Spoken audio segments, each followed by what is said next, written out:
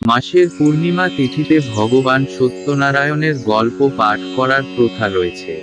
এই ব্রত ও উপবাস কলিযুগে অত্যন্ত কার্যকর বলে বিবেচিত হয়। কিন্তু পূর্ণিমা তিথিতেই কেন সত্যনারায়ণের পুজো করা হয়, সঙ্গে সিন্নি নিবেদন করার গুরুত্ব ও উপকারিতা রয়েছে, তা জানেন না অনেকেই। হিন্দু ক্যালেন্ডার অনুসারে চলতি বছরের মার্গশীর্ষ পূর্ণিমা পালিত হবে আগামী 26শে ডিসেম্বর। পূর্ণিমা তিথিতে ভগবান সত্যনারায়ণের বিশেষ পূজা ও কথা পাঠ করার প্রথা রয়েছে। প্রাচীনকাল থেকেই পূর্ণিমার দিনে সত্যব্রত কথা পাঠ করা হয়ে আসছে। স্কন্দপুরাণ অনুসারে সত্যনারায়ণ ব্রত পাঠ ও কাহিনী শুনলেই শ্রীহরির ভক্তদের সমস্ত দুঃখ কষ্ট ঘুচে যায়। কলিযুগে সত্যব্রত পালন করা খুবই কার্যকর বলে মনে করা হয়।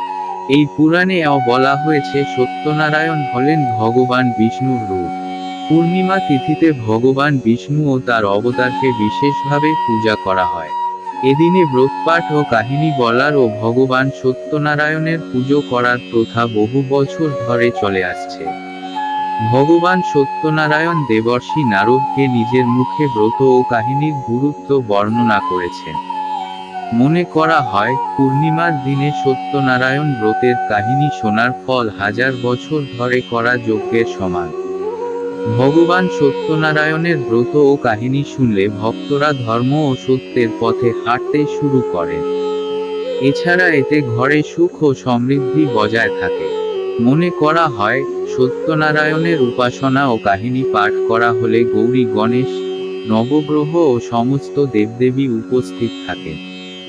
উপবাস করেন যিনি, তিনিও আশীর্বাদ পেয়ে থাকেন। সত্যনারায়ণ ব্রতকথার মহিমায় সুখী দাম্পত্য জীবন, মনের মতো পাত্র পাত্রী, সন্তান, সুস্বাস্থ্য, আর্থিক লাভ ইত্যাদির ইচ্ছাও পূরণ হয়। প্রতি পূর্ণিমা তিথিতে সত্যনারায়ণ ব্রতকথা পালন করলে পরিবারে সুখ, সমৃদ্ধি ও সম্পদ লাভ করে। এছাড়া ধর্ম, সম্পদ ও মোক্ষলাভও করে থাকেন ভক্তরা।